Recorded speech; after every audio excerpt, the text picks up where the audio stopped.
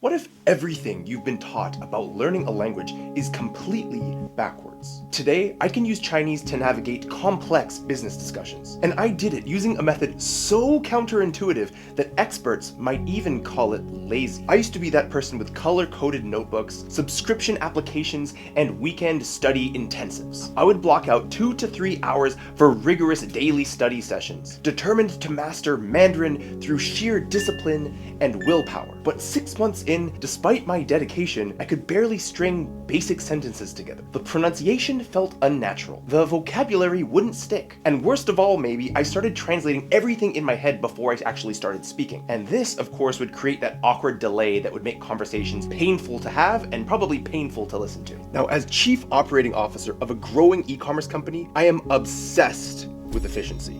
And so one day it hit me. What if my approach to learning languages was fundamentally inefficient? I mean, what if all of this structured studying was actually the problem and not the solution?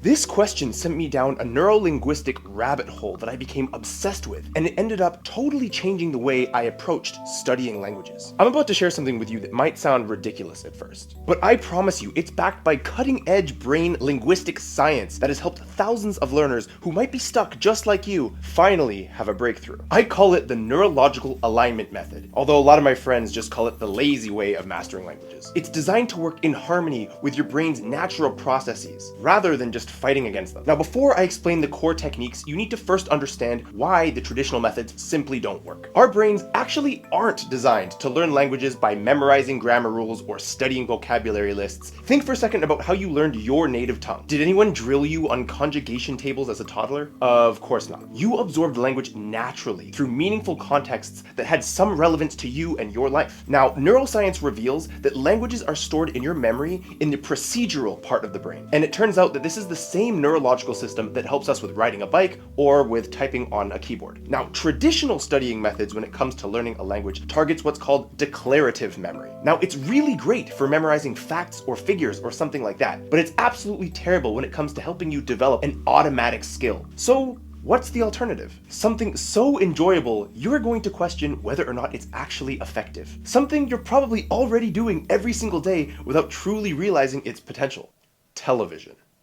Yes, really. But not just any passive watching whatever the heck happens to be on the television. This is a strategic visual approach to taking regular entertainment and transforming it into the most powerful of language acquisition tools. Now, I'm just gonna say it, this isn't about zoning out to foreign films with your native tongue subtitles on the TV. It's about creating a deliberate experience that mimics how your brain naturally acquires a language. So in that sense, I guess you could call it strategic entertainment immersion. The magic happens because visual storytelling provides rich contextual cues that help your brain naturally map meaning to new sounds and patterns. Your neurological language centers activate automatically when meaning is clear, even without understanding every single word. I transformed my Mandarin speaking and listening ability just by watching a couple of hours of TV every single day, which, by the way, I already did before it just wasn't in Mandarin. And again, this wasn't a replacement for studying. This was studying. This was my primary study method, and the results were astonishing. The content selection is critical and has to follow the comprehension 80-20 rule. Start with content that you understand about 80% of, either through the visuals on the screen, the context that's provided to you, or something to do with emotions maybe that the person is using on screen. This creates the perfect zone where your brain is able to infer meaning without getting frustrated about not understanding the peripheral things. For example, begin especially with content designed for either beginners or for children. Mini stories with repetitive structures, simplified news programs for language learners, or children's shows with very visual storytelling. Then after that, you can gradually progress to the following: teen dramas with straightforward plots, documentary series on already familiar topics, or competition shows where actions are clearly tied to dialogue. For example, for me with Mandarin, I started with very basic content aimed at beginners, and eventually I was able to graduate to more complex content that actually aligned with my personal interests. Now, there are two ways to implement this technique: active immersion and passive immersion. Active viewing, as you can probably guess, means giving your complete undivided attention to the content. I'm talking about no phone scrolling, no multitasking, no distractions from other devices or notifications,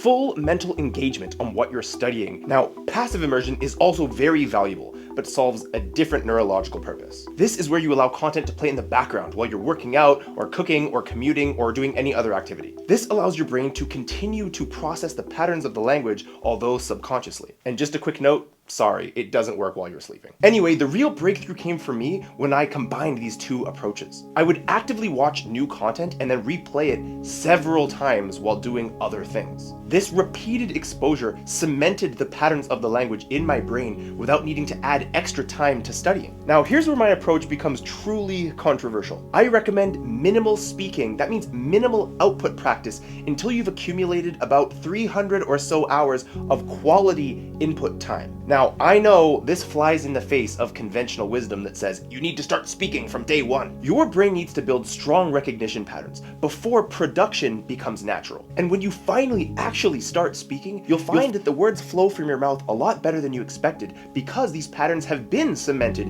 in your neurological pathways. And yes, while outputting the first time, it might feel a little slow and clunky, very rapidly, you're going to realize that there's no awkward translation, no struggling to recall grammar rules, just fluid communication. After a few hundred hours of inputting Mandarin into my brain, I was shocked to find that my conversations were actually surprisingly smooth. The right phrases would kind of emerge naturally, and I actually had pretty decent pronunciation and tone for a non-native speaker. But please don't get me wrong, I was not perfect by any stretch of the imagination, but I was significantly more comfortable and capable than I expected to be. When I look back at my language acquisition journey, I think the biggest breakthrough came when I stopped trying to force a language into my brain and instead allowing it to just enter naturally, and honestly, the results speak for themselves, literally.